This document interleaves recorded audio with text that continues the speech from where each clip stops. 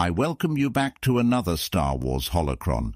Today we will learn about how Vader was tasked with obtaining a new lightsaber because he had lost his original saber to Obi-Wan. Vader chose to track down Jedi Master Kirak Infil'a. You will soon realize this Jedi Master was no slouch. Now, let's open his holocron. Kirak Infil'a was a Jedi of the High Republic era who earned the rank of Master in the Jedi Order. While he was active with them, his only purpose became fighting. Eventually, he took the Barash vow to cut himself from the Order's activities, hoping to live alone inside the Force until his true path as a Jedi became clear. To do this, he relocated to the Jedi monastery on the river moon of Aldolim. There, he continued to train with the monastery's Jedi training droid, Arex. In 19 BBY, the Jedi Order was almost completely wiped out. During the disaster, Infil'a felt the deaths of most of the Jedi, but, as per the rules of the Barash vow, refused to intervene.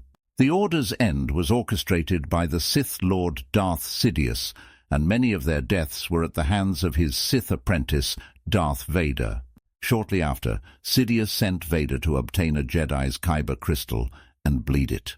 Vader sought out Jedi who had taken the Barash vow as they were easier to find at that time. When his droid searched the archives of an abandoned Jedi space station, he learned of Infil'a and sought out to hunt him down for his lightsaber. As Vader approached the moon, Infil'a was having a training session with Arex.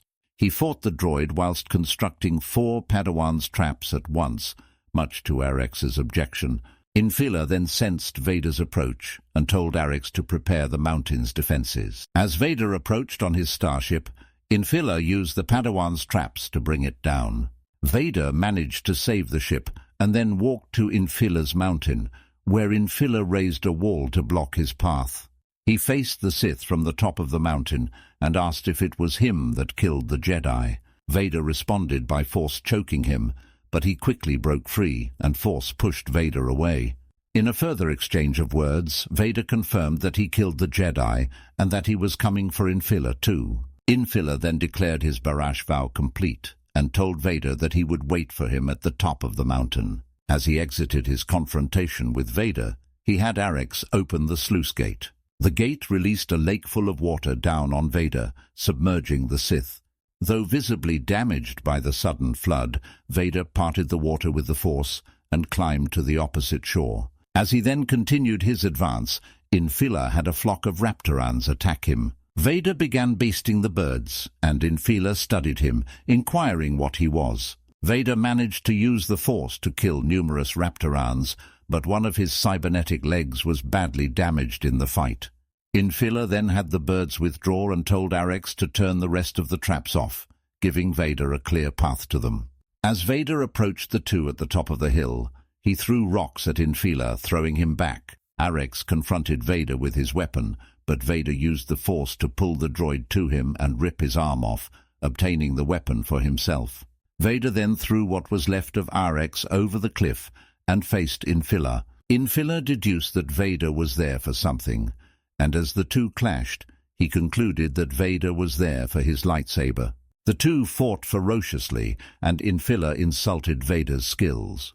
He told him that he could not have killed that many Jedi alone, and realized that Vader must have had a master. Almost immediately afterwards, Vader's previously damaged leg broke apart, rendering him unable to continue the fight. Infil'a then informed Vader that he would rid the galaxy of the 2 Sith Lords and restore light to the Force. Infil'a then blasted Vader off the cliff, sending him plummeting towards the ground below. Assuming Vader was dead, Infil'a traveled to Ambalar City, where his Delta-7 Ether Sprite-class light interceptor was kept preserved in a garage. He approached the owner, Marina, and she uncovered the ship from under its covering. Marina complied, but had to service the interceptor first, due to its time tucked away. Infil'a explained his encounter with Marina and began helping her with his ship. However, unbeknownst to Infil'a, Vader had survived his fall. He had landed on a rock near where Arex's remains, but the fall had badly damaged him. Once he had regained consciousness, he used the droid's parts to repair his broken mechanical leg and his other damaged cybernetics. When Vader finished his repairs, he traveled to Amberlar City. There, Infil'a was still fixing up his ship and sensed his presence. He rushed outside to find Vader at the top of the city's dam. Marina and her husband Jog were confused, and Infil'a told Marina to keep working on his ship. He then jumped to the top of the dam and fought a second time with Vader. As Infil'a pushed Vader back with the Force, the two were fired at by the Amberlar City police. Vader Force choked them before throwing them off the side of the dam, and Infil'a used the Force to rescue them. He then told Vader that he was a monster, and Vader confirmed it before using the Force to breach one of the water tanks below. Infil'a used the Force to keep the water from drowning the citizens, but while he was distracted, Vader used the Force to take his lightsaber, and Force choked him.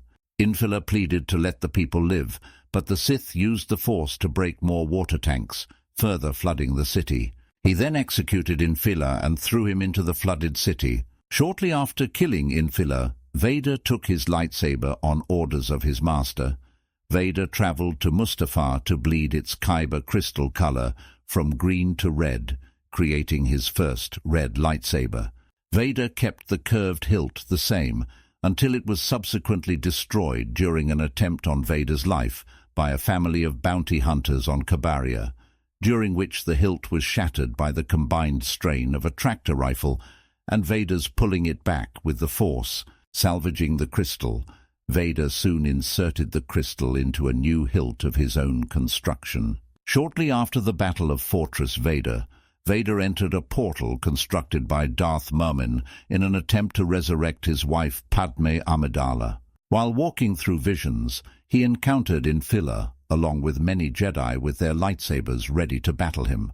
However, Vader killed all the illusions, cutting both of Infila''s arms off as the words, "Let the past die," resounded in his mind. But what do you think about this story and Jedi Master Kirak Infil'a? As always, my apprentices, thank you for watching, and may the Force be with you. Have a great day.